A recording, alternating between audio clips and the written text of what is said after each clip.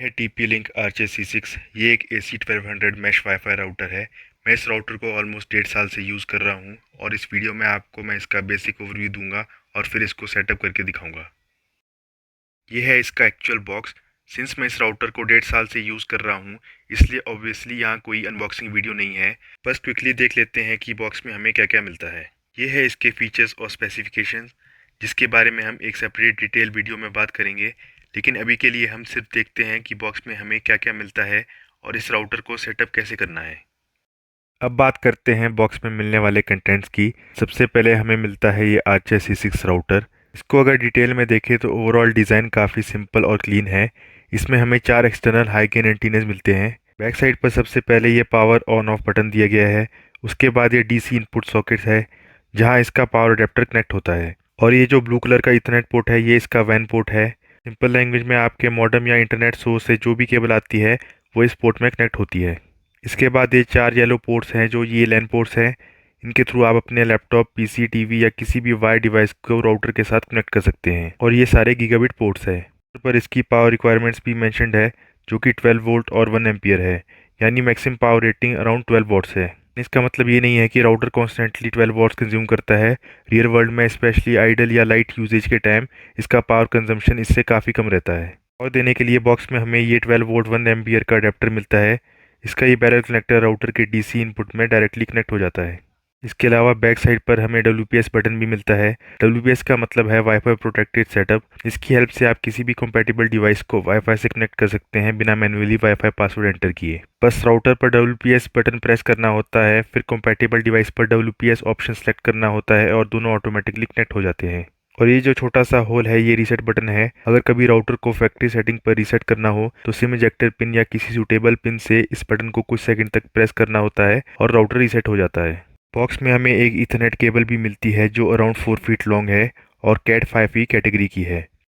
Cable quality decent है, कोई बहुत प्रीमियम केबल नहीं है, लेकिन नॉर्मल गीगाबिट कनेक्शन के लिए ये काफ़ी है। लास्ट में हमें क्विक इंस्टॉलेशन गाइड और यूज़र मैनुअल भी मिलती है जिसमें राउटर को कनेक्ट और कॉन्फ़िगर करने के लिए बेसिक इंस्ट्रक्शन दिए गए हैं। सेटअप के 2 मेथड्स भी दिए गए हैं, एक TP-Link टीथर ऐप के थ्रू और दूसरा वेब ब्राउज़र के थ्रू।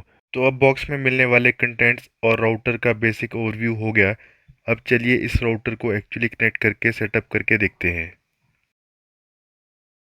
सबसे पहले राउटर को पावर देंगे। इसके लिए पावर अडेप्टर को एक्सटेंशन बोर्ड में कनेक्ट कर देते हैं और इसका DC कनेक्टर राउटर के DC इनपुट में लगा देते हैं। अब पावर ऑन करते हैं और जैसे ही राउटर स्टार्ट होता है यहाँ फ्रंट पर LEDs भी लाइट अप हो जाती हैं। अब जो केबल हमारे मॉडेम या इंटरनेट सोर्स से आ रही है उसको राउटर के ब्लू वैन पोर्ट में कनेक्ट कर देते हैं।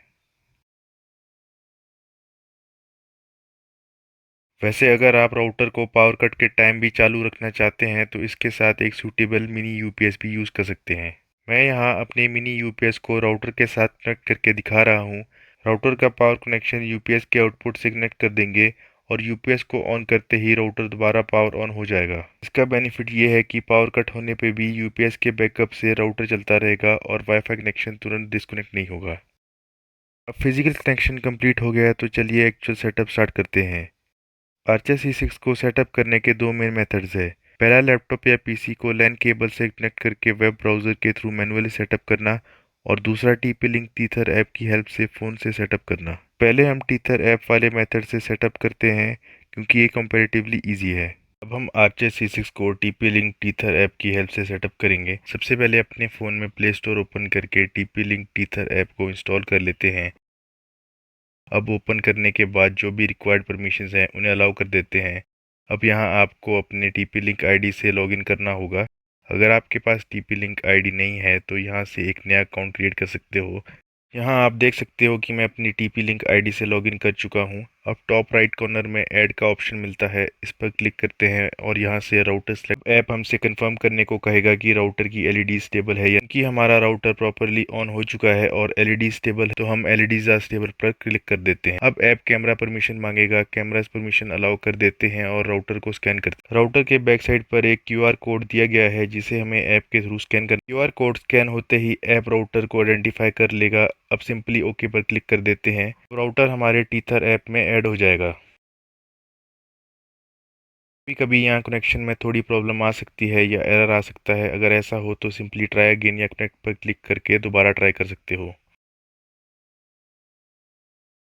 अब राउटर कनेक्ट हो गया है तो सेटअप द डिवाइस पर क्लिक करते हैं। अब ऐप हमें राउटर को मॉडेम या इंटरनेट सोर्स से कनेक्ट करने के लिए कहेगा। मैंने ऑलरेडी अपनी इंटरनेट वाली केबल राउटर के वैन पोर्ट में कनेक्ट कर रखी है, इसलिए यहाँ से हमें सिंपली नेक्स्ट स्टेप पर चले जाना है। अब ऐप मॉडेम को रिस्टार्ट करने का ऑप्शन भी दे रहा है। अगर आपके सेटअप में मॉडेम को रिस्टार्ट करने की रिक्वायरमेंट हो तो यहाँ से आप रिस्टार्ट कर सकते हो। मेरे केस में कनेक्शन ऑलरेडी रेडी है तो मैं सेटअप को कंटिन्यू करता हूँ। अब सबसे पहले हमें राउटर के लिए एक एडमिनिस्ट्रेटर पासवर्ड सेट करना है। ये पासवर्ड राउटर की सेटिंग को एक्सेस और मैनेज करने के काम आएगा, इसलिए अपनी चॉइस का एक स्ट्रॉन्ग पासवर्ड सेट कर लेना और इसे याद रखना।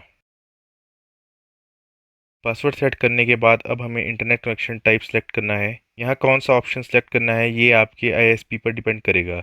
मेरे केस में मैंने कनेक्शन डायनेमिक आईपी पर रखा है, इसलिए मैं डिफ़ॉल्ट सेटिंग को ही कंटिन्यू कर रहा हूँ। तब नेक्स्ट स्टेप में हमें अपने वाईफाई नेटवर्क का नेम एंड पासवर्ड सेट करना है।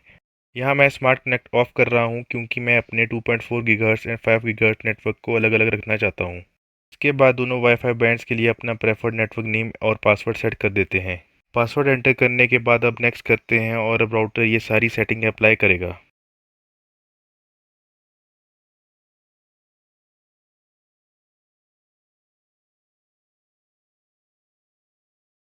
सेटअप कंप्लीट होने के बाद फ़ोन को नए वाईफाई नेटवर्क से कनेक्ट कर लेते हैं। अब अगर हम राउटर को ऐप में ओपन करते हैं तो यहाँ से काफ़ी सारी बेसिक चीज़ें डायरेक्टली मैनेज की जा सकती है। मतलब बेसिक कॉन्फ़िगरेशन या नॉर्मल चेंजेस के लिए हर बार लैपटॉप पर वेब इंटरफेस ओपन करने की ज़रूरत नहीं है। काफ़ी सेटिंग आप डायरेक्टली टीथर ऐप से ही मैनेज कर सकते हो। फॉर एग्जांपल आप नेटवर्क स्टेटस चेक कर सकते हो, कनेक्टेड क्लाइंट देख सकते हो, गेस्ट नेटवर्क सेटअप कर सकते हो, वाईफाई सेटिंग चेंज कर सकते हो और राउटर के एडवांस सेटिंग भी यहाँ से आप मैनेज कर सकते हो। ओवरऑल अगर आप फर्स्ट टाइम RJ6 सेटअप कर रहे हो और आपके पास फ़ोन है तो ये टीथर ऐप वाला मेथड काफ़ी सिंपल और कन्वीनियंट है। और अब आप देख सकते हो कि हमारा RJ6 सक्सेसफुली सेटअप हो चुका है और टीथर ऐप में भी ऐड हो गया है।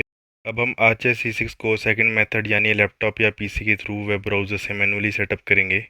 इस मेथड के लिए मैंने अपने लैपटॉप को ईथरनेट केबल के थ्रू राउटर के लैन पोर्ट से कनेक्ट कर रहा हूँ। कनेक्शन हो जाने के बाद लैपटॉप में कोई भी वेब ब्राउज़र ओपन करना है और राउटर का डिफ़ॉल्ट मैनेजमेंट एड्रेस एंटर करना है। यहाँ से हम राउटर की इनिशियल कॉन्फ़िगरेशन स्टार्ट कर सकते हैं। सबसे पहले राउटर हमसे एडमिनिस्ट्रेटर पासवर्ड सेट करने के लिए कहेगा। यहाँ अपनी चॉइस का पासवर्ड सेट कर सकते हो। ये वही पासवर्ड होगा जिससे बाद में राउटर की सेटिंग एक्सेस और मैनेज कर पाओगे, इसलिए इसे ज़रूर याद रखना। पासवर्ड सेलेक्ट करने के बाद अब हमें अपना टाइम जोन सेलेक्ट करना है। अब इसके बाद अब हमें इंटरनेट कनेक्शन टाइप सेलेक्ट करना है। ये सेटिंग आपके आईएसपी पर डिपेंड करेगी। मेरे कनेक्शन में डायनेमिक आईपी यूज़ हो रहा है, इसलिए मैं यहाँ डायनेमिक आईपी को ही कंटिन्यू कर रहा हूँ। अब नेक्स्ट स्टेप में हमें अपने वाईफाई नेटवर्क का नाम और पासवर्ड सेट करना है।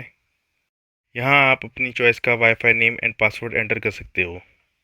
मैं यहाँ भी 2.5 गीगाहर्ट्ज़ और 5 गीगाहर्ट्ज़ को सेपरेट रख रहा हूँ, इसलिए स्मार्ट कनेक्ट को इनेबल नहीं कर रहा। दोनों बैंड्स के लिए वाईफाई नेम और पासवर्ड सेट करने के बाद नेक्स्ट कर देते हैं। अब राउटर हमारी सारी सेटिंग अप्लाई करेगा। थोड़ा टाइम लगेगा और कॉन्फ़िगरेशन कंप्लीट होने के बाद अब हमें अपने नए वाईफाई नेटवर्क से कनेक्ट करना होगा। अब वाईफाई से कनेक्ट होने के बाद हम दोबारा राउटर के वेब इंटरफेस में जा सकते हैं और यहाँ से आप देख सकते हो कि राउटर सक्सेसफुली कॉन्फ़िगर हो चुका है। आप टीथर ऐप और वेब इंटरफेस को कंपेयर करेंगे तो बेसिक सेटअप दोनों में ऑलमोस्ट सिमिलर है, लेकिन वेब इंटरफेस का मेन एडवांटेज ये है कि यहाँ हमें राउटर की ज़्यादा डिटेल और एडवांस सेटिंग मिलती है। आप यहीं से wireless setting, network setting, DHCP, IPv6, security and बहुत सारी अदर कॉन्फ़िगरेशंस को मैनेज कर सकते हो। इन एडवांस सेटिंग को हम इस वीडियो में चेंज नहीं करेंगे क्योंकि उसके बारे में एक सेपरेट वीडियो बनाऊंगा जहां हम RJ6 की डिफरेंट सेटिंग को प्रैक्टिकली टेस्ट करेंगे और देखेंगे कि कौन सी सेटिंग पिंग लेटेंसी और ओवरऑल नेटवर्क स्टेबिलिटी में एक्चुअली डिफरेंस लाती है। एक बार इंटरनेट कनेक्शन भी चेक कर लेते हैं। As you can see router successfully internet से कनेक्टेड है और कनेक्शन प्रॉपरली वर्क कर रहा है। फाइनली हमने RJ6 को दोनों मेथड से सेटअप कर लिया है, पहले TP लिंक टीथर ऐप के थ्रू, फिर लैपटॉप के वेब इंटरफेस के थ्रू। आपको सिंपल और क्विक सेटअप चाहिए तो टीथर ऐप काफ़ी कन्वीनियंट है, और अगर आपको राउटर की डिटेल सेटिंग और ज़्यादा कंट्रोल चाहिए तो वेब इंटरफेस बेटर ऑप्शन है। आप RJ6 की advance setting, better ping, lower latency और नेटवर्क ऑप्टिमाइजेशन के बारे में जानना चाहते हो तो उसके लिए नेक्स्ट वीडियो ज़रूर देखिएगा। थैंक्स फॉर वॉचिंग एंड मिलते हैं नेक्स्ट वीडियो में।